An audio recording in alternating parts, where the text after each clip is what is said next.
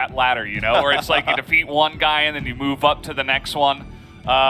He defeated Fly, and that was relatively easy for him. What can he do against Solka, who I believe at this moment is just a step above?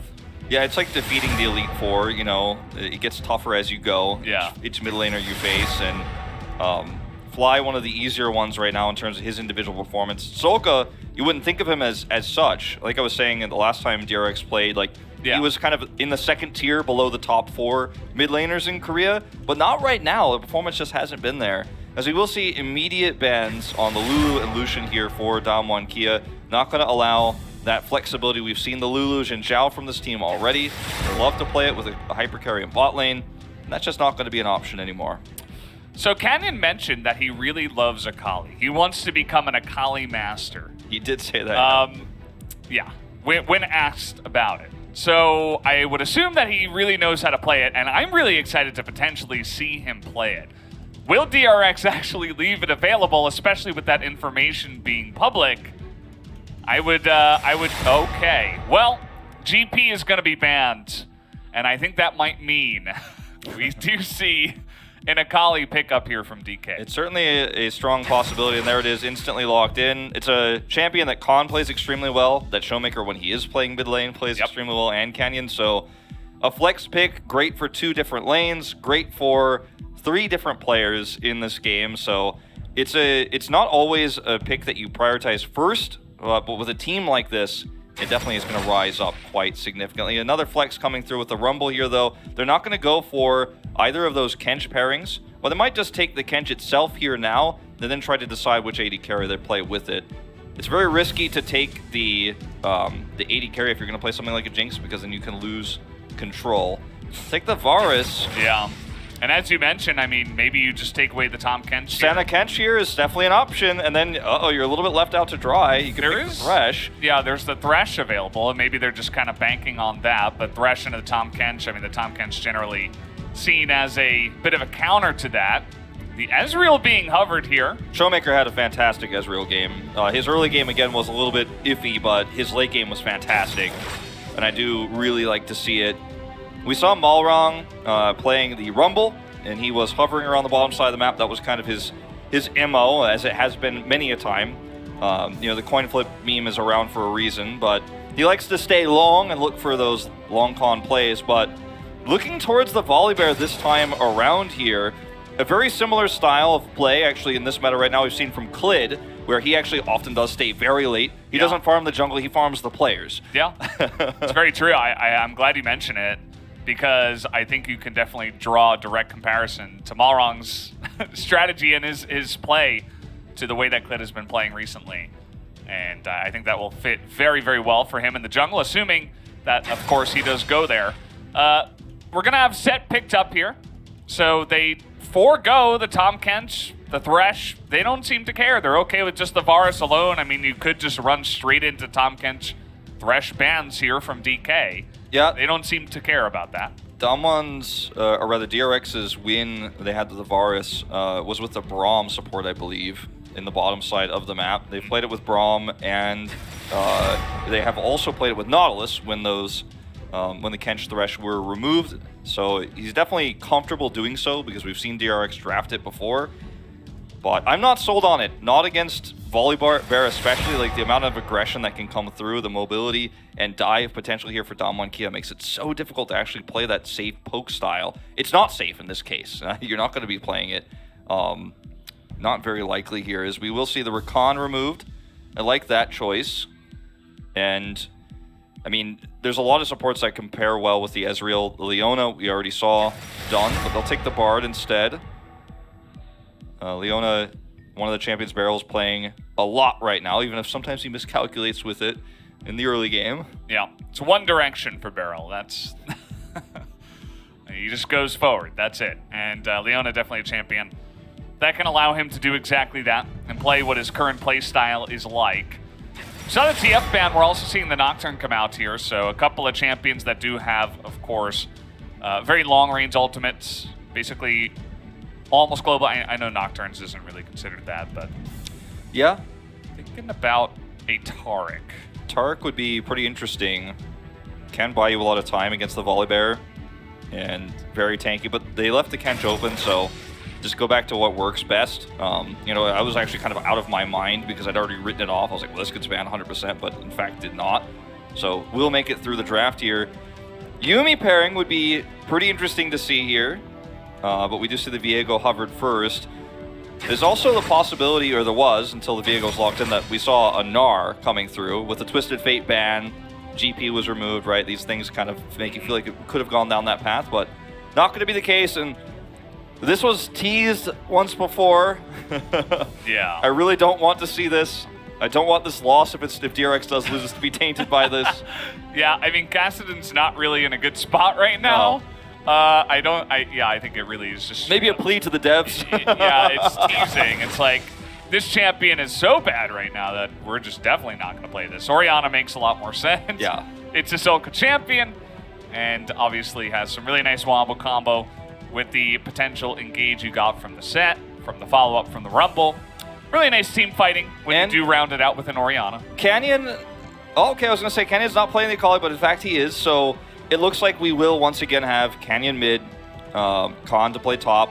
It's not necessarily going to be the case, we'll have to wait and see, but that is the assumption here.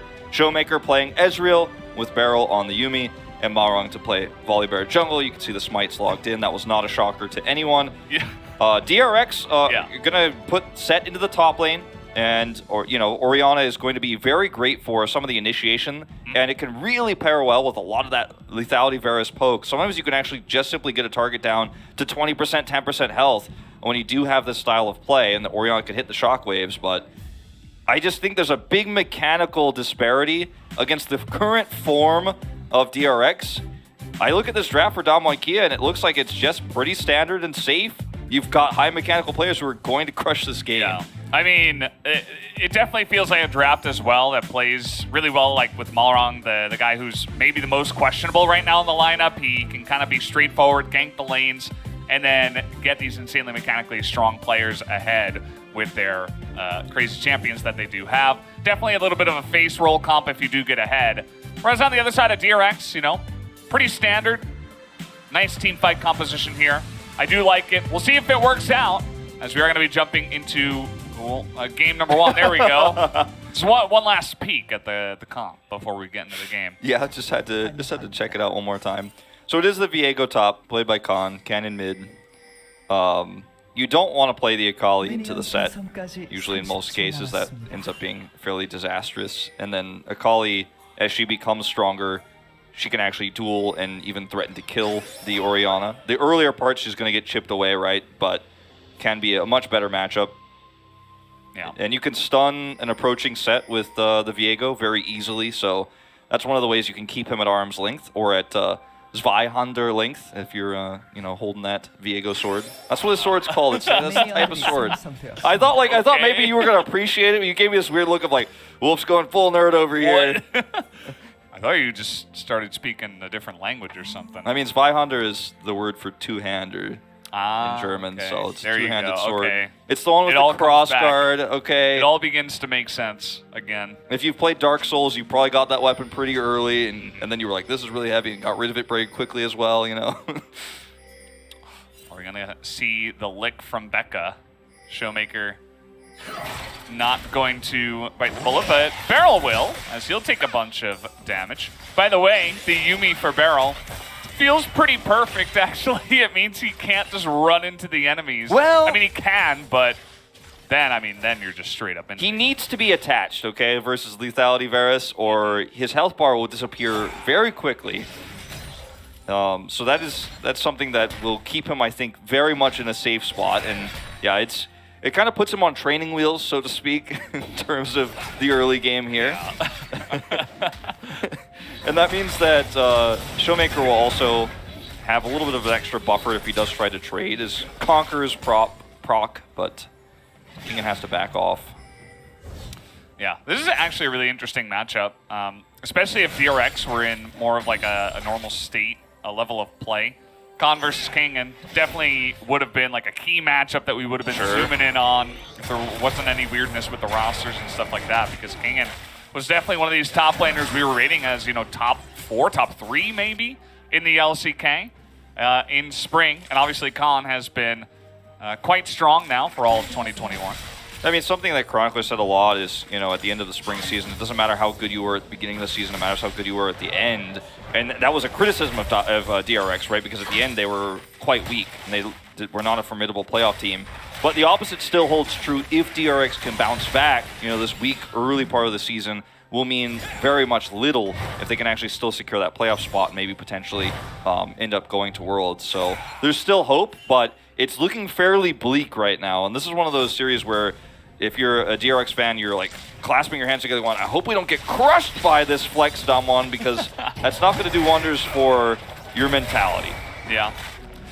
We saw that Canyon having a little bit of trouble in the lane. I mean, it's kind of just a Kali versus Orianna thing, so don't freak out if you are a Canyon fan.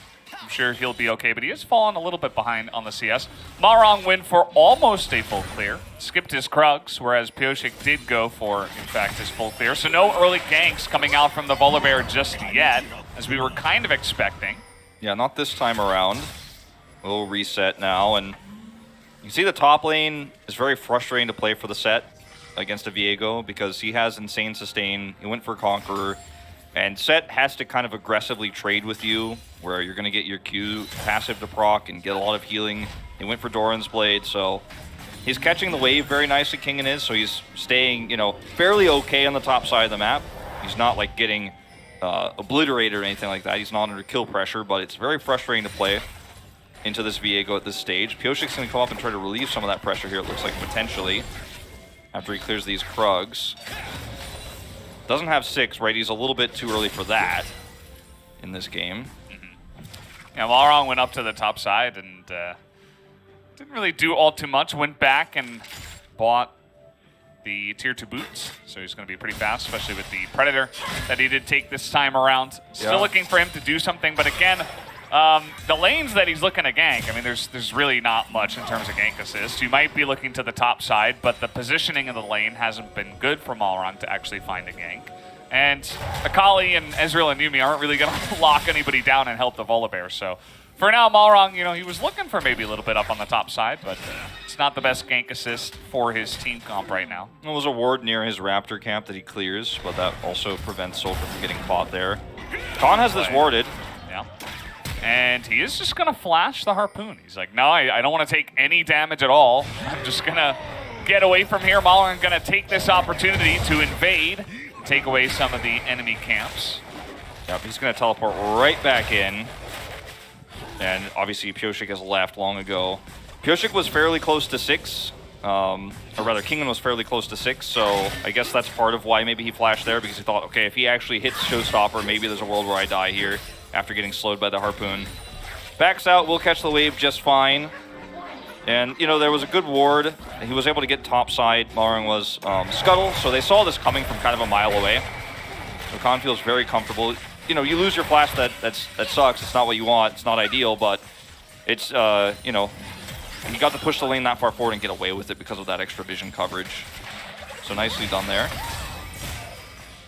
Bottom lane has been kind of even so far. There hasn't really been too much action down here. As, you know, just a little bit of poking, but that is about it.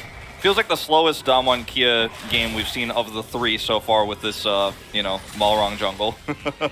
They're more passive. Rumble, that back animation, that might be my first time seeing that, or at least I can remember. Pretty cool. Feel like we're going to the disco. Yeah, Rumble's got some cool skins. Yeah, he does. I always do the pirate one, though, where he's got like an eye patch. Yeah. I don't know what it's called, but I like that one. Might be called like Buccaneer Rumble or something like that. I don't know. That's the one I like. I think Super Galaxy is kind of just like the standard. Like if you're just like, oh, I want a cool skin for Rumble, you just play that one. It's got some cool sounds as well. I feel like that skin has been out for a while too. It's been out for like 4 or 5 years. Not 100% sure. As we do have This time no flash. rather. Yeah, he's got no flash and he's slowed. I think he knows he's just dead. He's going to try to play this one out. Dodges the first Harpoon, but now looking to potentially get over the wall with his ultimate, but no can do. First blood will be given over to Kingen, and And that will help shore up some of that deficit he's been having with the CS. I like the positioning there for Pioshik, not just, you know, kind of face rolling in and overextending, because Viego is a champion that if you give him the opportunity to get that execution and he gets his reset and gets some health back, like, he could actually turn that 1v2 if you do give him the opportunity to get a kill back. So he played it very safe, played it very far back. And this bot lane has been extremely tame, which again is what you're looking for as Damwon, which is part of the reason why we're seeing this whole roster swap in the first place. You know, to give you guys a little bit of backstory on this, Beryl and Ghost have been underperforming, but Ghost has been the one subbed out here. And so everybody's kind of swapped around to pick up the pieces while Damwon's trying to figure this out and give Ghost some time. So if you're just tuning in and you didn't catch the match that we had on Thursday, that's the, you know, extended backstory on why this looks this way. And everybody wants to have fun on Damwon Kia, and even Coma. Like, this is not the Coma I knew, right? This is not the Coma that I grew up with, you know, in esports. I didn't think he would ever be like, yes, this is great, and laughing in the coach's booth after every kill, but that's actually what we're watching right now. Well, let's see how this one goes. Solka has no mana. He's able to get some, but just being chased down here. Already blew his ultimate. He's got a blast plant, but the damage is just too much. As Beryl! Okay, Beryl gets that last hit. And I thought that, you know, Cannon could easily follow over the wall, but instead, the Yuumi is going to get the kill. Yeah, well, I mean, got to make sure you secure those. It's not going to be the end of the world or anything like that, but assist gold is quite heavily split in this case, so we'll make a slight difference in terms of where that gold is going. They're just paying off Beryl because he had to play Yuumi this game. It's like, you got to give me at least 2 kills. Yeah, I don't get to play an engaged support. We'll see how he does. You know, sometimes Yuumi is an engaged support when she presses the R button at the right moment. As Solka has no mana here in this exchange, had to use his ult to try to survive. He flashes, so he's able to trade the flash for the ult there, but it's definitely not the trade you want. And as seen here, Beryl is able to get the auto to finish him off. Nice. Well played, Beryl. I mean, you know, if anyone had joined, he would have been there to potentially shut any shenanigans down. You know, the issue here with Solka is that he was so far forward that he was punished. He thought that because the health pool was so low for Canyon that he could actually be that far forward, but he didn't actually know how close the teammates, you know, of Canyon were nearby. So just kind of a miscalculation there, a little bit of greed from Solka, which again, you know, we've been seeing a little bit from this player. Sometimes he's just mechanically getting outplayed in lane, and sometimes it's small decisions like this where you're trying to be a little bit greedy and end up losing your life for it. Yeah, and DRX were able to turn this around pretty nicely, getting the Rift Herald as Malrong is going over the wall, but it seems like Kingen has read into this very nicely. Will be spotted out now is the bear. As, okay, here we go, final chapter coming in, and, well, that was pretty botched. That final chapter left me maybe feeling like there might be a sequel to this story. I just want to read a different book at this point. Like, I left a sour taste in my mouth. You can understand what they were trying to do. Like, no flash on the Orianna, but yeah, Canyon just going a little bit too far forward and messing up the angle means that there's no route that comes through. Not going to be able to connect that one, sadly. DRX are ahead in this game. You know, we haven't really talked about the fact that they've stayed, you know, very, very honestly solid in this early part of the game. You know, despite the fact that Damwon has been really aggressive with this roster so far. It's only 1 kill on the side of Damwon Kia at the moment, which was an overextension from Solka. They got the Rift Herald, so they're going to have a lot of extra gold. And I think for a lot of people, myself included, you're kind of going into this match analyzing what your expectations are, thinking that DRX gets crushed. I mean, I think most people would have that expectation. But so far in this game, they have a comp that's got really nice engage tools later on in the game. They've got a lot of poke with this lethality Varus.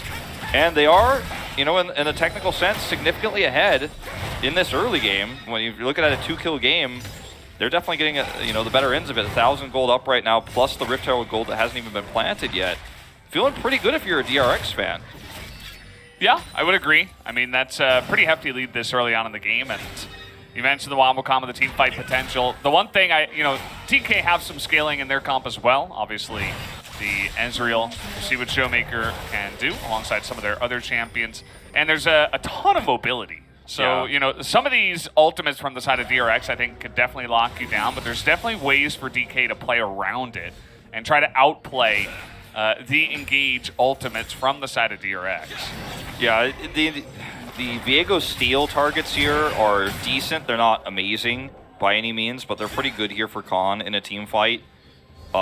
The fact that Ezreal's going to have a Yuumi attached to him at oftentimes in these team fights means that he's going to be even harder to kill once he has his Frozen Heart online. Like, that's going to be nasty. It's going to just be terrible to try to blow him up. He's not necessarily even going to be your target in some of these fights. And then that begs the question, like, who can you focus down with this Wombo combo poke composition? See the Rift Herald go down here just to get what looks like a little bit of extra Drake Prio and the gold that comes with it. As they're going to even steal this camp, and if they actually get the Rift Herald with this lead that they have right now and fully get the Drake in this kind of weaker part for Ezreal's early game, it's a pretty fantastic start for DRX. Like, this is one of their better early games we've seen all season in their 4th match. It's looking good. They're going to get this Drake uncontested. A little bit of a back delay here, but that's all. Yeah. And at the end of the day, it looks so easy for them, and that's because there isn't really much opposition from the side of DK. They got the 1 kill on Solka, everybody backed, and DRX actually had a really nicely timed rotation of the Rift Herald, so that was basically free with no opposition from DK. And then here, I mean, there's just zero vision in the river. There's like, DK's just not around that area, and DRX felt like they had the control, they had the prio, and they just went for it. And it was pretty free for them. Damwon weren't really responding at all. So Malrong is also playing a champion that, you know, in this game is very much going to struggle to keep up with a Rumble in terms of the clear. You could see he's a little bit behind. And so a lot of that is going to be in the small CS deficit that he has. But Pyosik has been a lot more active on the map because he has those faster clear times, and his ganks have been a lot more impactful than Malrong's have, you know? Like, he was able to take a flash away from Khan early on, then he made that second rotation up there, whereas Malrong's on a champion that really needs to actually make impact early in lanes with ganks, or otherwise it's just simply going to slowly fall behind, and is it going to be able to hit that spike that you want to have for the Volibear that is a little bit beefy, has that extra damage around the mid-game? So far from Malrong, that's just not the case here. Yeah, I mean, he's basically just doing what Rumble's doing, but worse, right? Yeah, exactly.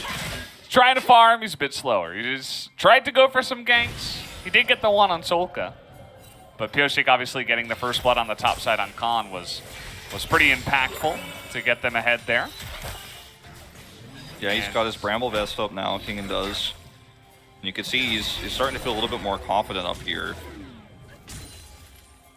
As we will see the belt come through once again for Canyon on the Akali. It's becoming more and more popular these days. I really like to see it. The Riftmaker is just not as fun. It's like, what does this champion that has insane mobility need? More mobility. Exactly. And I suppose some burst, but it's really more about some of the repositioning that you can get with that. Closing the gap. It's really nice. We keep looking at the bottom lane, trying to see if anything will happen, but nothing ever does. It's Yuumi versus Tom Kench, so it's kind of the way that's going to go. Yeah, it's going to be a little bit slow-paced. Pyosik just keeps hovering around this top side of the map because he has the better clear speed, and whenever he's basically, you know, ready to reset or has no jungle camps available, he makes a trip, and guess what? All right, here we go. Khan is trying to go the opposite way, but the equalizer should be pretty easy to slow him down. Here comes Malrong up the river, and actually Pyosik and Kingen just say no. We don't know what's on the other side there, although they kind of do. Maybe it's just with the rotation that is coming up. As you can see, there is a lot of actually vision coverage from the side of DRX. They just did not want to overcommit for just the 1 kill. Yeah, and now DRX have to collapse in on here to try to take this Rift Herald away. Showmaker trying to get a lot of damage on the side here. He's completely uncontested. Damwon Kia look like they might just be able to chip away at this. Yeah, well, there's no equalizer. There's no showstopper. They just used that up on the top side. Yes, Khan blew his flash and his ultimate as well, but we talked about the big team fight difference makers, and a lot of those are on the side of DRX, and if they're down, it's going to be difficult for them to actually engage. And with the changes to Smite, I've been talking about this a lot recently, but with the changes to Smite, sometimes, well, Khan might just... Yeah, I thought he would actually be okay, but no. The combo from the set a little bit too strong at this point in time. He has, it takes a little bit to prop that Conqueror, so it ends up being a little bit risky to try to take that fight. But with the changes to Smite, if you do kind of have the jump on the Rift Herald like this, it's really difficult to say, well, I'm just going to rush in there and try to take it away or 50-50 it, because 900 damage at this stage of the game compared to, where you'd be at level 10 as Malrong before the Smite changes, is make it really awkward for DRX to really want to try to force a fight like that, especially when they're 2,000 gold ahead. You might as well not risk it, especially because this is the second Rift Herald. It's not going to be as impactful. So I really like the disengage there. They're showing a lot of patience in this game so far. I mean, it's a 2-kill game, but they're getting so many advantages because this Volibear pick is just not making the level of impact that it should be, or that they want to have with it. This is not why Malrong chose it to just be worse than, Rumble, right? Yeah. Like you said, he did get that pick onto Solka early on. That was kind of gifted, but he hasn't been able to make that much of an impact himself individually besides that. Like, he hasn't been able to be as proactive. And a problem that kind of compounds upon itself because of his slow clear time as time goes on. Yeah. Just means that a lot of these early objectives were just given over, and he wasn't really able to get any of his lanes ahead. So DRX do have the lead. Malrong, I mean, in the mid-game afterwards, he's still going to be a Volibear with one item that's relatively tanky, and he can engage and do that kind of thing. So at least he's got that going for him. There's no denial on the charge. He wasn't really able to help his team out in the early game, but he'll still be a champion, essentially, as the Volibear. It's not like he's totally out of this game. I mean, he's trying to get out. He's a CC bot. He can disable turrets. I mean, those are significant things that he can do.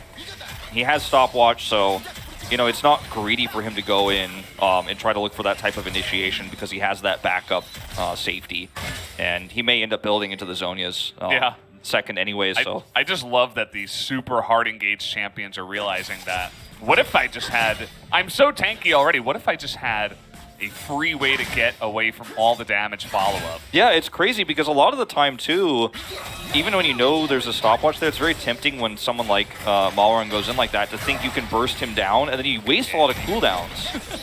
So yeah, this is happening. Oh, he's going for it, okay. Showmaker, you just lost as much health as you did in damage to Bao. Yeah, and they're unable to get the turret. That's going to actually cost them a little bit of map presence, too. Well, no, he's got the fruit here, so I take it back. Barrel's got the fruit. Yeah, Barrel's like, well, I need mana, so that's mine. And I mean, Showmaker's got a uni, so actually, at the end of the day, probably the right decision. Yeah, I mean, Showmaker's just going to get his health back instantly anyways. The side lane, every time we look at it, it really does feel like Kingen is enjoying the better end of the trades, even with the Divine Sunderer and where Viego is at right now. Yeah. I mean, it's starting to feel like what's happening in this game is DRX are getting small advantages all across the map, but they're not able to take them into anything deeper just yet. And I think where they're really going to pull ahead in this game if they do end up, taking a massive advantage and then maybe even winning it, is when we do have to see those straight up 5v5 group fights, because that's where their comp is going to come online. The combos, the poke, the execution potential that Bao has with this lethality Varus will really start to feel powerful. And they have a set that can kind of glue it all together. But the Rift Herald, we talked about it a few moments ago, it doesn't give you a ton of money, but it gives you Drake priority. So now DRX are tied in terms of Drake instead of having that extra Drake advantage. All right, we're thinking about an engage here, but the Equalizer response to just clear the wave and threaten any kind of damage does come out here. Nobody actually does engage. Malrong charging at you with the Predator and the speed up from the Zoomies is it's pretty scary, right? But they don't actually follow up on anything there, as now DRX are the ones that are pushing in. They're looking for their own. Ping's coming down to tell Khan he needs to be careful, but he's actually going to rotate up instead. They don't collapse onto him. They want to get the turret instead, so it's being the safer option to take and arguably a more valuable one. And Khan just goes right back to lane. And, for DRX with their comp, they don't really want to be skirmishing, and they don't want to be too aggressively side laning. Especially when you've got an Akali in the game, you've got a Volibear in the game, you're going to catch waves as the Orianna. You're not going to be threatening anything as Orianna. You know, with the set, you're going to be sitting in this lane and just kind of catching waves too. This is what I'm talking about. As Orianna, you're like, you know, probably just going to have to stay next to the turret. Yeah. So DRX is basically just playing the clock. Like, okay, in minute 30, we can group up for a 5v5 fight. Until then, it's going to be pretty passive. Yep, 2 kills, 23 minutes. It's the way this game has gone. Khan, it seems like he's finding more luck with the phase pickup, making those trades a little bit easier.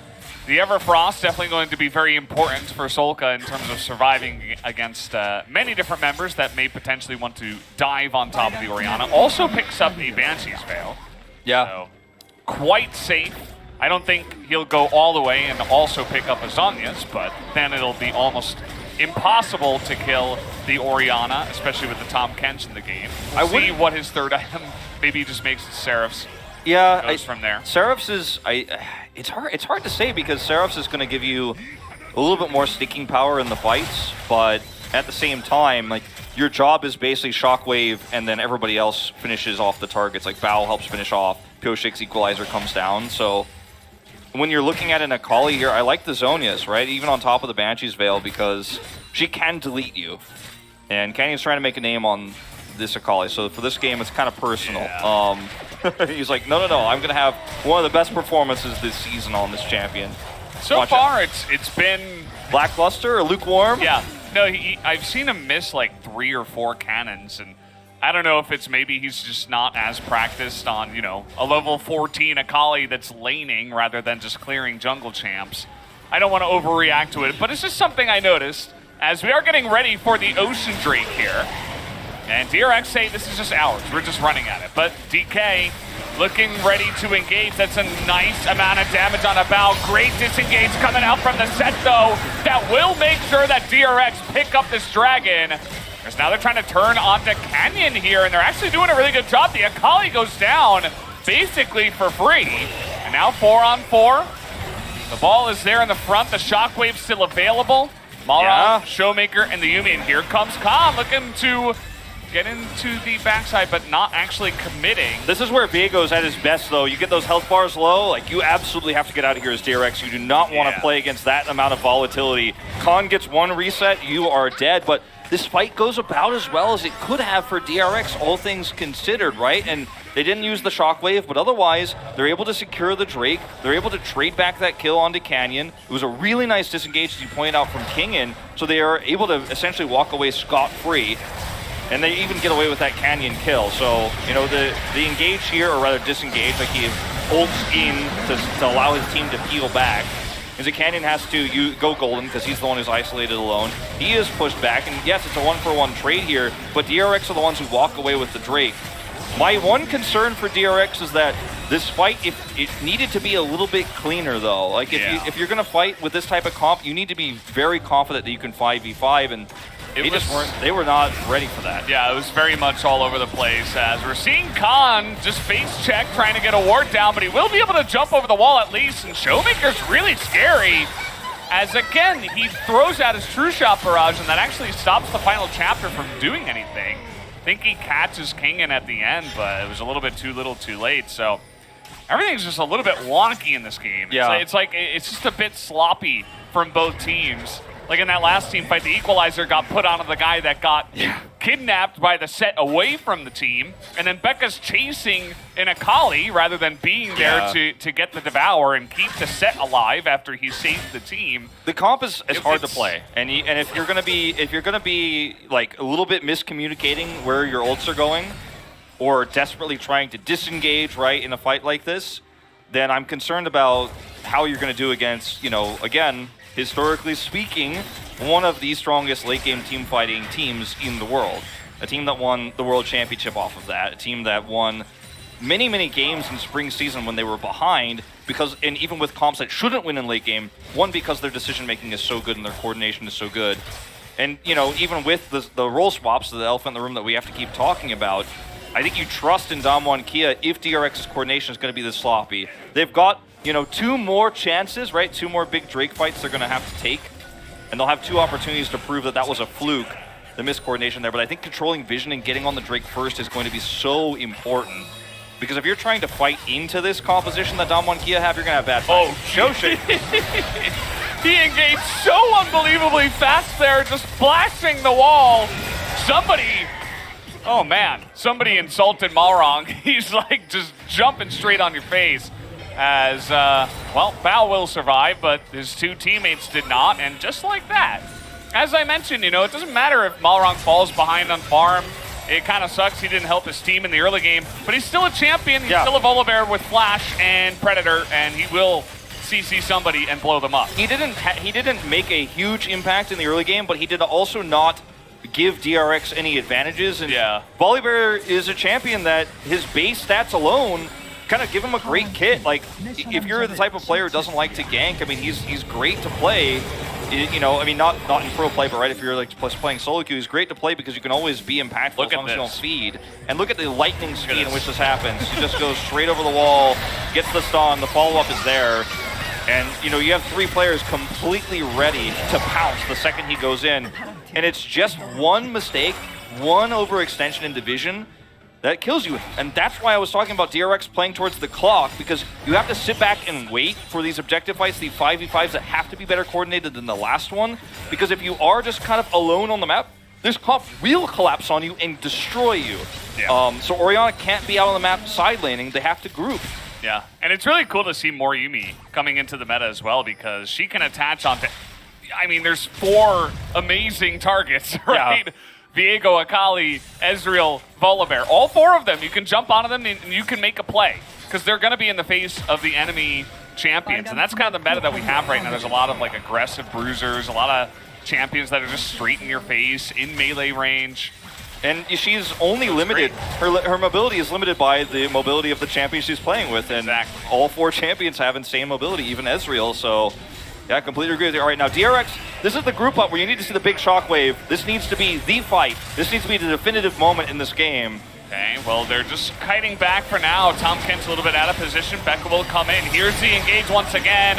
Again, a good kidnap, but Malrong goes in and he's able to get the dragon. That is pretty massive. Canyon comes in to the backside as the shockwave doesn't really do much. The Zhonya's is there for Canyon as he's looking to get in now, and they will be able to take out Solka as DRX is being pulled apart right now. Look at Canyon.